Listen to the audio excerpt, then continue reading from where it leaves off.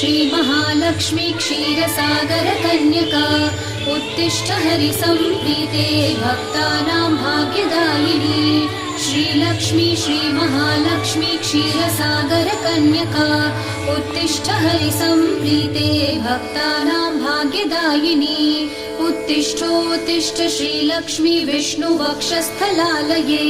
उत्तिष्ठ करुणापूर्णे लोकानां शुभदायिनी